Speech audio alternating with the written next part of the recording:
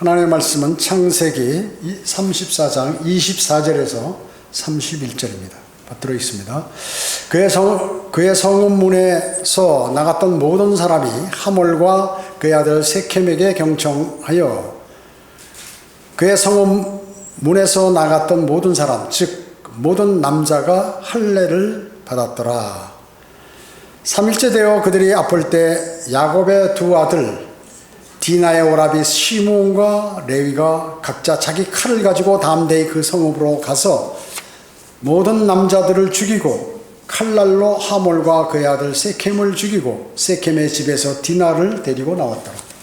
야곱의 아들들이 살해된 자들 위로 가서 그 성읍을 약탈하니 했으니 이는 그들이 자기들의 누이를 더럽혔습니다. 야곱의 아들들이 성읍 안에 있는 것과 들에 있는 것과 그들의 양들과 소들과 나귀들과 그들의 모든 재산을 빼앗았으며 그들의 어린 자녀들과 아내들을 사로잡고 집안에 있는 모든 것까지도 약탈하였더라.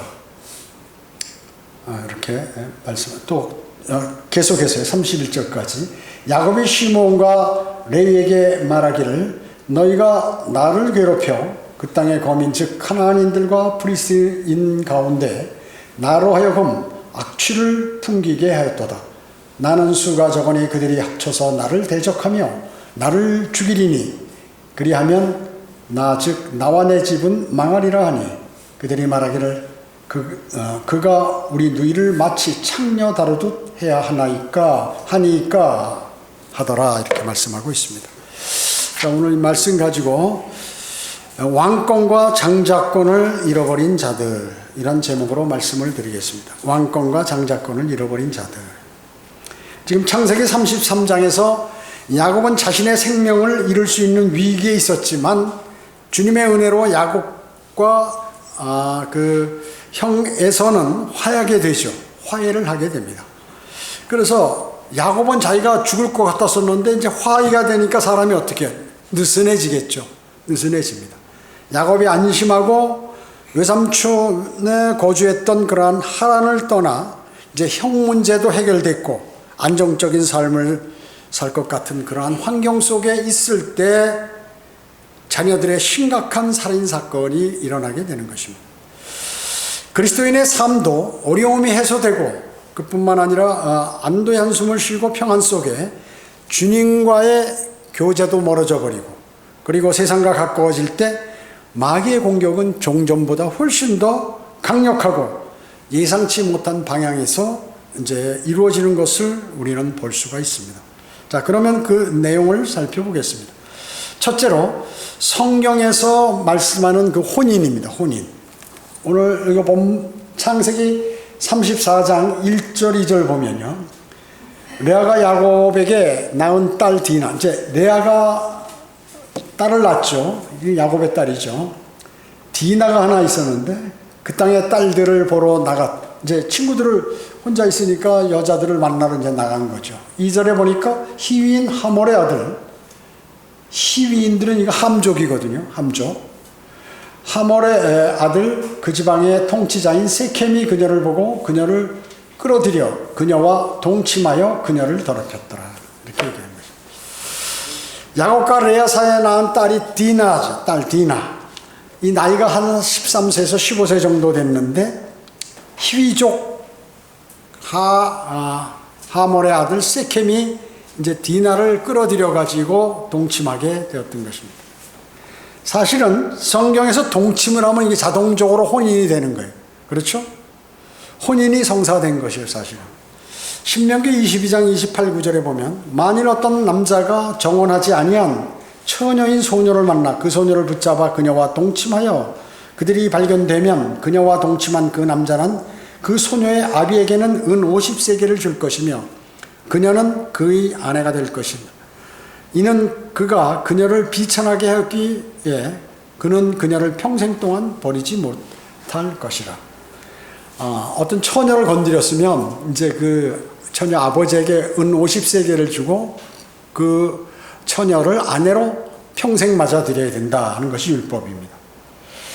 창세기 2장 24절에도 그러므로 남자가 자기 아버지와 자기 어머니를 떠나 자기 아내와 결합하리니 그들이 한 몸이 될 것임이라 라고 말씀하는데요. 이것은 마태복음 19장 5절에서도 동일하게 말씀하고 있죠. 즉 우리가 창세기 2장 24절은 이 결혼식 때 주례가 많이 낭독하는 그러한 내용입니다. 남자가 자기 아버지와 어머니를 떠나서 자기 아내와 결합하여 둘이 한 몸이 된다.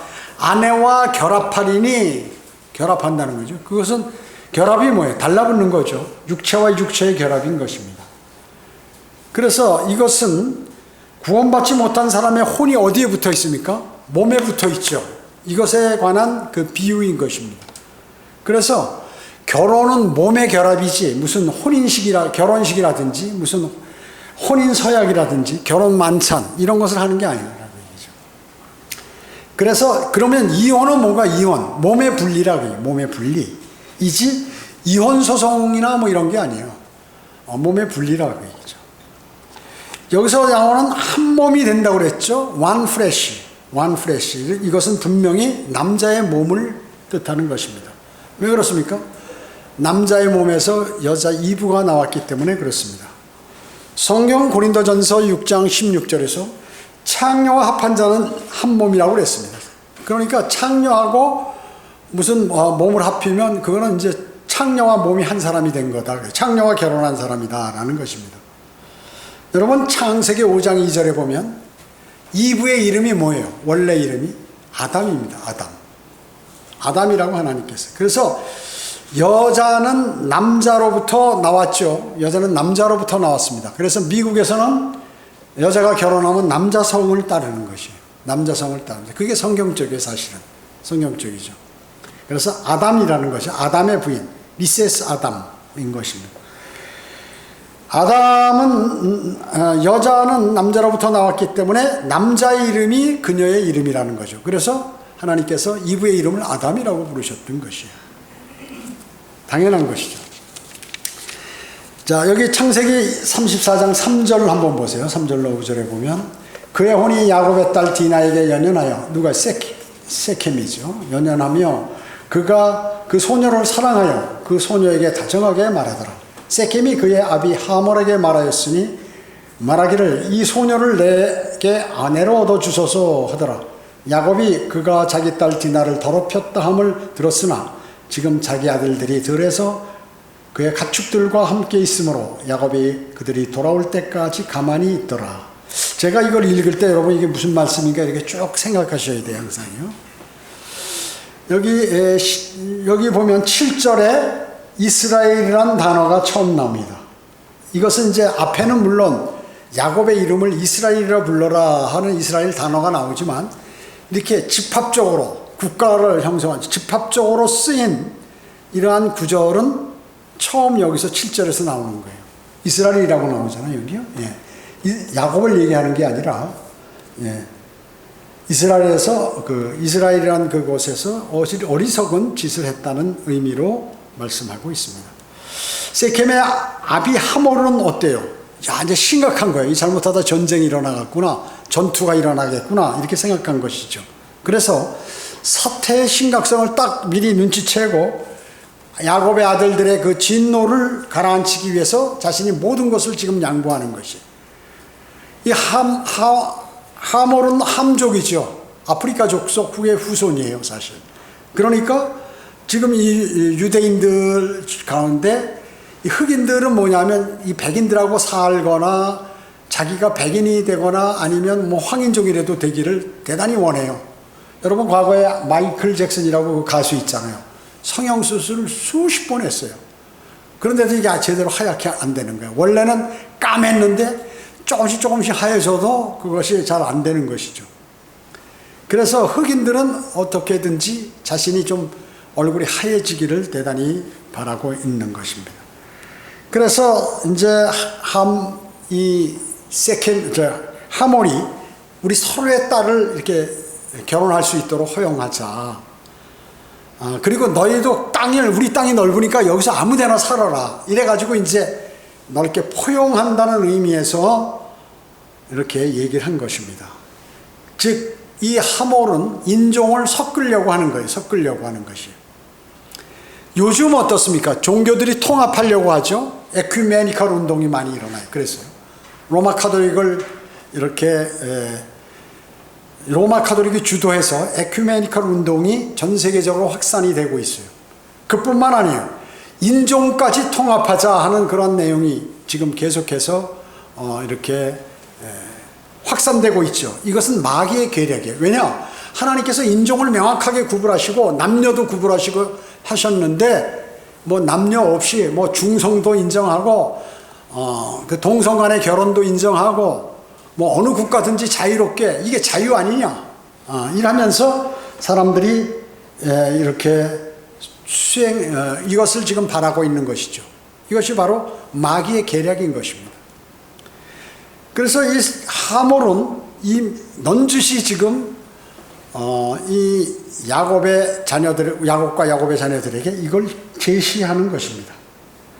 그뿐만 아니라 세켐은 아버지보다도 더 적극적으로 내가 너희들이 어떤 지참금이라도 달래도 어떤 금액을 달래도 내가 다 주겠다. 그러니 나 이 소녀와 결혼할 수 있도록, 아내가 될 수 있도록, 디나가 자기 아내가 될 수 있도록 해달라고 사정을 지금 하고 있는 것입니다.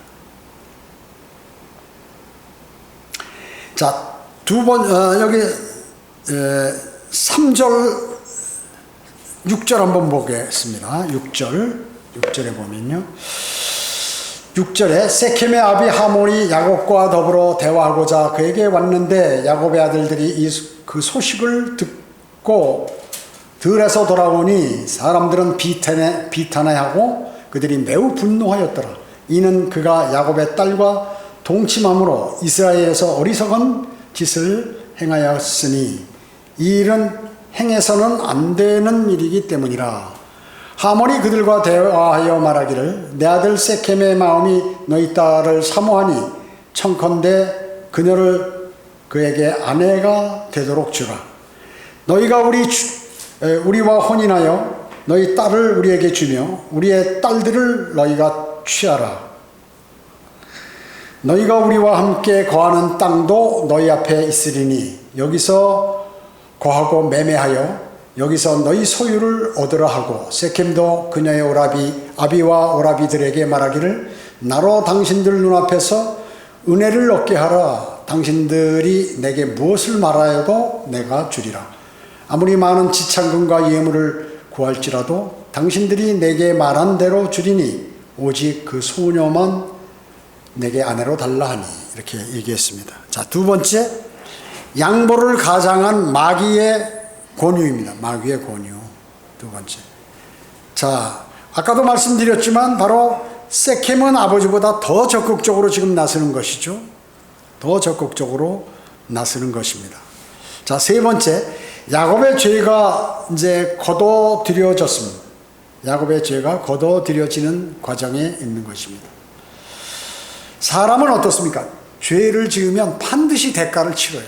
근데 이거를 모르는 거야, 사람들은요. 그래서 죄를 보세요. 어떤 사람이 나쁜 짓을 하고 죄를 지을 때 나에게 분명 이거에 관한 대가가 돌아올 것이다 라고 믿고 그 일을 하겠습니까? 안 합니다. 그 죄를 짓는 순간에는 그 생각이 안 나는 거예요. 이것이 바로 인간입니다. 그러나 죄를 지으면 반드시 어떠한 경우라도 대가를 지불받아요. 구원받은 사람이나 구원받지 않은 사람이나. 구원받지 않은 사람은 불과 유황이 타는 지옥으로 던져지게 되고, 구원받은 사람은 죄를 지으면 징계를 받는 것이고, 만약에 징계가 죄들을 자백하면 그 징계를 모면하게 되는 것입니다. 그래서 야곱은 서서히 아직도 자기가 뿌린 것을 이제 거둬들이게 되는 것이죠. 뭐예요? 여기 13절 한번 보겠습니다. 13절에 보면 야곱의 아들들이 세켐과 그의 아비 하몰을 기만하며, 이제 과거에 야곱이 자기 그 외삼촌을 기만하듯이 아들들도 똑같이 그러는 거예요. 세켐과 그의 아들 아비 하몰을 기만하며 대답하여 말하기를 이는 그가 그들의 누이 디나를 더럽혔습니다.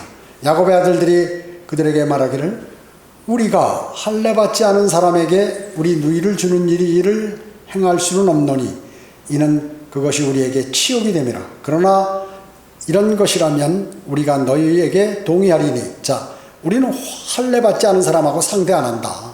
그러나 하나 있다. 그것은 뭐냐 하면 너희 가운데 모든 남자가 할례를 받고 너희가 우리같이 된다면 그때는 우리가 우리의 딸들을 너희에게 주고 우리도 너희 딸들을 우리에게 취해서 우리가 너희와 함께 거할 것이며 우리가 한 백성이 될 것이라. 이렇게 얘기하고 있는 것이죠. 그뿐만 아니라 17절에 보면 그러나 너희가 우리에게 경청하지 아니하고 할례를 받지 않는다면 그때는 우리가 우리의 딸을 데리고 가리라 하니. 그 말이 그들의 말이 하몰과 하몰의 아들 세켐을 기쁘게 하더라. 그 청년이 그 일을 행할 것을 지체하지 않은, 즉 뭐예요? 세켐이 즉시 그냥 할례를 행했단 말이죠. 지체하지 않았으니 이는 그가 야곱의 딸을 기뻐함이며 또 그가 자기 아비의 모든 집보다 더욱 존귀하였음이더라. 이렇게 말씀하고 있습니다. 자, 이 야곱이 에서를 속였잖아요. 야곱이 자기 아버지 야곱이 에서를 속였어요. 그래서 라반에게 라헬과 레아의 문제로 이제 다시 자기도 속임을 당하잖아요. 속임을 당하. 그러니까 야곱이 자기 형을 속이고 하란으로 갔을 때 자기 외삼촌에게 역시 동일한 보복을 받는 거예요. 속임을 받잖아요. 그래서 원래 라헬과 결혼하기로 했는데 취한 사이에 누가 어떻게 해요? 레아를 보내서 하룻밤 자고 나니까 깨보니까 아니라고 얘기죠. 7년을 더 일했잖아요. 라헬과 결혼하기 위해서. 그래서 자기가 남을 속였기 때문에 자기도 똑같은 방법으로 속게 돼 있는 것이에요. 또 형 에서를 속였죠. 돌아와서 세일로 간다 그러고 가지 않아 버렸어요. 그러니까 마찬가지로 야곱의 자식들은 하몰과 세켐을 속이는 거예요. 이제 범죄를 여기서 저지르게 된다는 것이죠. 여러분 지금 야곱의 아들들이 하몰과 세켐에게 지금 제안했잖아요. 이 제안은 뭐예요? 모두 거짓말이죠. 거짓말로 제안한 것이에요. 이 원래 할례는 이스라엘이 하는 거죠. 이스라엘만. 언약의 표적이에요.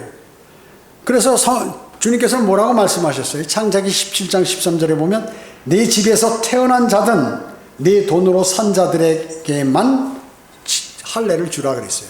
그러니까 이스라엘 백성이거나 외국에서 종으로 사온 사람, 그 사람들만 할례를 주라는 거죠. 그런데 하나님께서 명령하신 그러한 그 언약의 표적을 멋대로 세상 사람들에게 지금 자기가 남을 속이기 위해서 너희들 다 할례 받아라. 그러면 내가 우리 동생 디나와 결혼할 수 있도록 허락하겠다. 그 말이거든요. 그 다음에 10절에 보면 뭐예요? 10절에 보면 결코 사업을 확장하는 수단으로 사용되어서는 안 되는데 10절에 보면 여기에 땅에 거하는 땅 멋대로 너희들 다 매매할 수 있고 다 가질 수 있다. 이렇게 해버린단 말이죠. 할례를 목표로 해서 목적으로 이렇게 돈거래를 하는 것이죠. 할례의 표적은 뭐예요? 하나님께로부터 시작된 것이기 때문에 하나님께로부터 시작된 것이죠. 그렇기 때문에 인간의 합의로 이루어질 수 있는 상황이 아니에요. 그런데 자기들 멋대로 해버렸다 그 얘기죠. 그리고 이번에는 할례가 그들이 미워하는 자들을 죽이기 위한 보조수단으로 막 사용해버리는 거예요. 할례는 뭐라고요? 하나님과 이스라엘과의 언약의 표적이란 말이죠. 그래서 세켐은 이제 디나를 사랑하니까 그 즉시 그냥 당일날 할례를 받고 또 그들이 자기 아버지 하몰과 세켐이 자기 성읍으로 들어가서 자기 사람들에게 자기 성읍 사람들에게 이제 이 사실을 전달하는데 야곱 집안의 그러한 제안을 얘기하는 거예요. 자, 20절 보겠습니다. 여기요. 20절. 하몰과 그의 아들 세켐이 그들의 성읍 문에 와서 이제 자기 백성들에게 돌아가가지고 그들의 성읍 사람들과 대화하여 말하기를 이 사람들이 우리와 화목할 수 있으니, 즉 야곱과 야곱의 아들들이요, 화목할 수 있으니 그러므로 그들로 그 땅에서 거하며 거기에서 매매하게 하자. 보라, 그 땅이 그들에게 충분히 넓도다. 그들의 딸들을 우리가 아내로 취하며 그들에게 우리의 딸들을 주자. 우리 가운데 모든 남자가 그들이 할례를 받은 것 같이 할례를 받아야만 그 사람들이 우리와 함께 거하며 한 백성이 되는 것을 우리에게 동의할 것이라. 그리하면 그들의 가축과 재산과 그들의 모든 짐승이 우리 것이 되지 않겠느냐. 단지 우리가 그들에게 동의한다면 그들이 우리와 함께 거하리라 하니라. 이렇게 말씀하고 있어요. 자, 그러니까 지금 세켐과 하몰이 가서 자기 백성들에게 거짓말하는 거죠. 거짓말하는 것이에요. 어떻게 됩니까? 그럴싸하게 보이지만 그들은 실수하고 거짓말하는 것이에요. 왜? 이 사람들은 우리하고 상당히 좋은 사람들이다. 평화로운 자들이다. 근데 어떻게? 자기들이 칼로 다 죽게 되죠. 거짓말이죠. 그 다음에 또 그 지역의 땅을 이스라엘과 함족에게 충분하다. 그런데 함족은 나중에 그 땅에서 쫓겨나요. 살지 못하는 거예요. 거짓말하는 것입니다. 그 다음에 우리는 할례만 받으면 된다 그랬는데 할례 받고 다 죽게 되거든요. 나중에 죽임을 당한다고요. 거짓말이죠.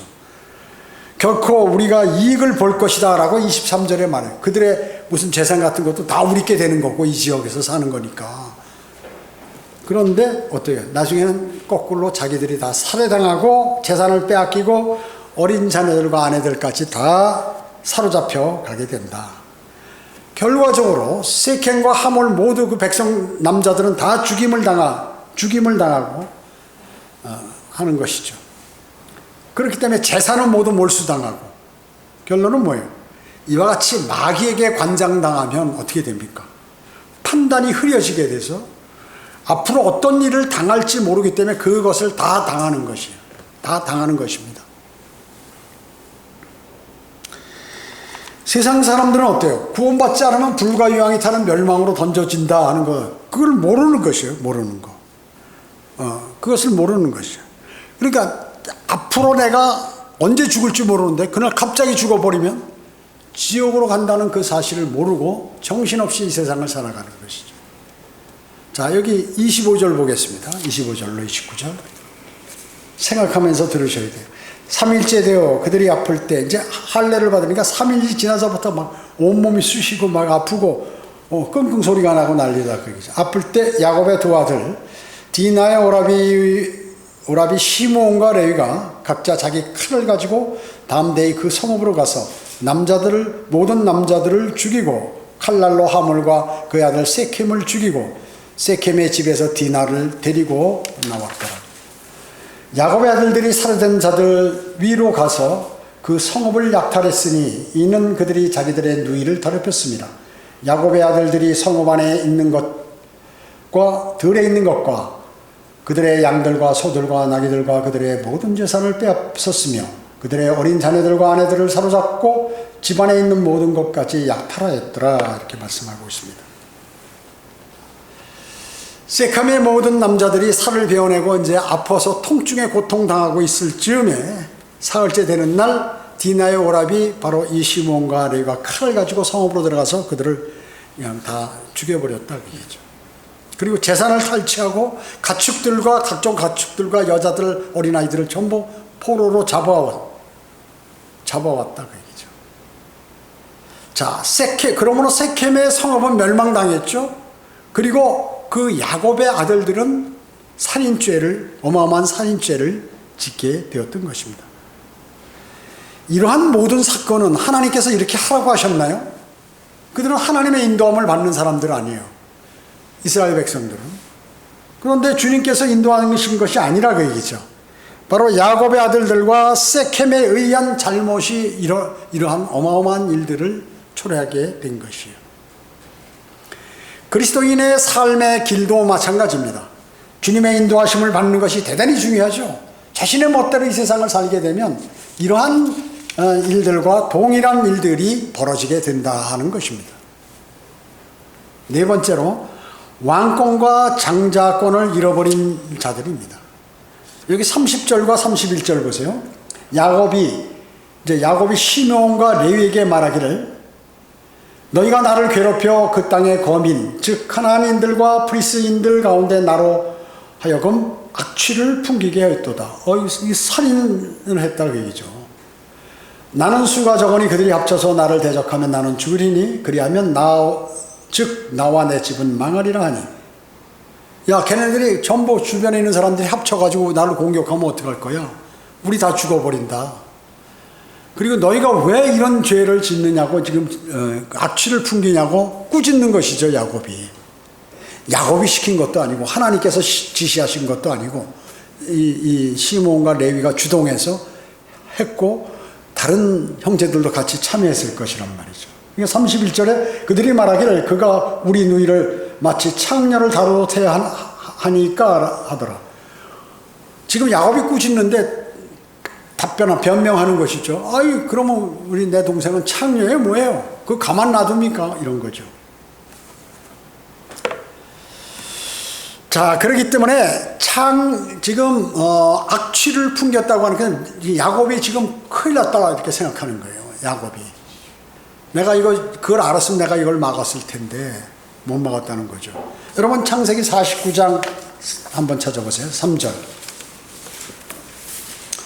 창세기 49장은 야곱이 죽기 전에 마지막으로 이제 이스라엘 12지파에 관한 예언을 하는데 복을 주기 위한 이제 자기가 죽으니까 너희들 이렇게 복 받을 것이다 하면서 12지파에 관한 예언을 하는 거예요.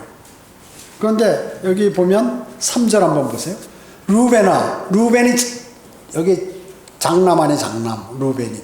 그러면 모든 그 권한이 장남에게 있고 이 재산도 거의 반 이상을 받잖아요. 근데 봐요. 루벤아, 너는 나의 장자요 나의 능력이며 내 힘의 시작이요 위엄이 탁월하고 능력이 탁월하나 물처럼 불안정해서 너는 탁월하지 못하리니.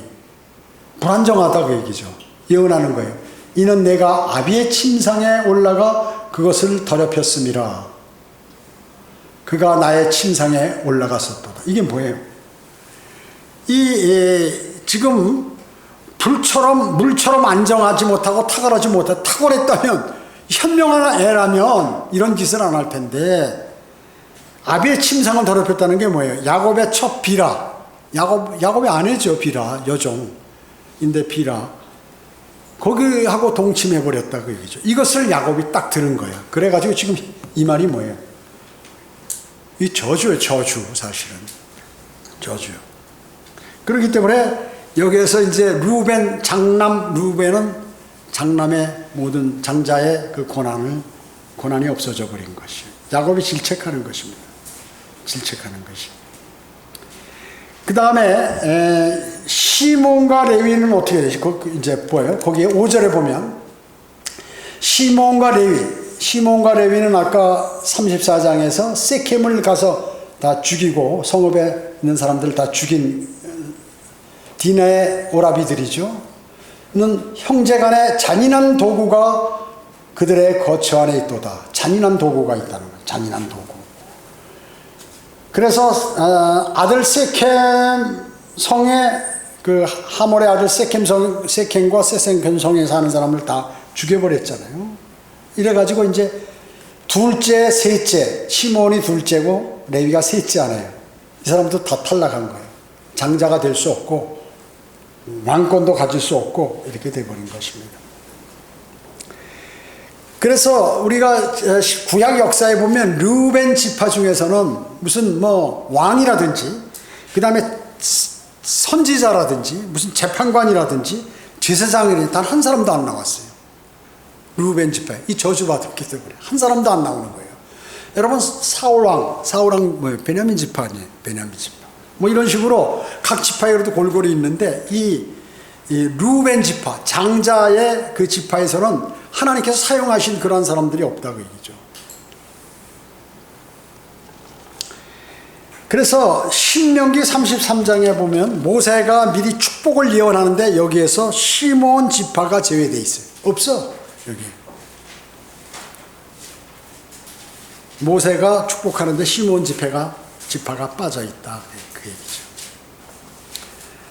그래서 이 장자인 루벤의 물리적인 유업은 누구에게 갔어요? 요셉에게 갔습니다. 요셉.